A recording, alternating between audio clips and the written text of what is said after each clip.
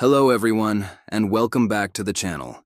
Today, we're setting sail on a journey back in time to explore the incredible and often controversial voyages of one of history's most famous explorers, Captain James Cook.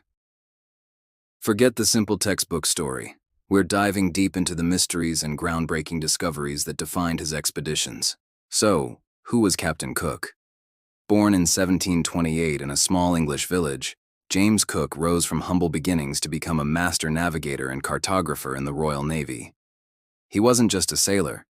He was a scientist, an ethnographer, and a leader whose meticulous work would literally redraw the map of the world. His first major voyage, aboard HMS Endeavour from 1768 to 1771, had a secret mission. Publicly, it was to observe the transit of Venus across the Sun from Tahiti, a crucial event for calculating the size of the solar system. But Cook also carried sealed orders, to be opened only after the astronomical work was done. What did they say? To search for the great mythical southern continent, Terra Australis Incognita. While he didn't find the fabled giant landmass, he did something arguably more important. He became the first European to circumnavigate and chart the entire coastline of New Zealand, proving it was two separate islands.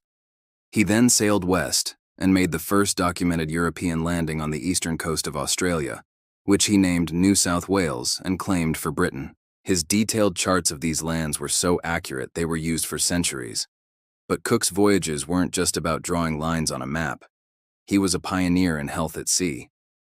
In an era when scurvy was a terrifying and deadly disease that claimed countless sailors, Cook was determined to beat it.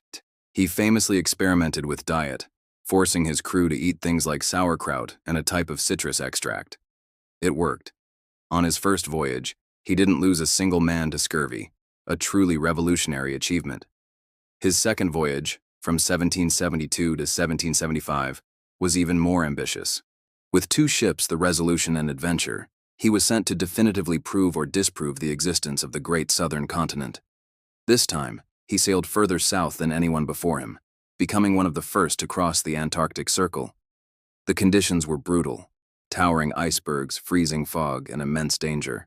He never saw the landmass of Antarctica, but he circumnavigated it, proving that if a southern continent existed, it was frozen and inhospitable, not the temperate paradise many imagined. On this journey, he also visited Easter Island, Tonga, and many other Pacific islands, creating invaluable records of the cultures he encountered. Cook's third and final voyage began in 1776 with the goal of finding the other great prize of the age, the Northwest Passage, a sea route over the top of North America. Sailing up the Pacific coast, he charted the shoreline from modern-day Oregon all the way through the Bering Strait into the Arctic Ocean, before being blocked by a wall of ice. Turning south for the winter, he returned to the Hawaiian Islands, which he had been the first European to visit a year earlier. Initially, the reception was godlike, but relationships soured over time.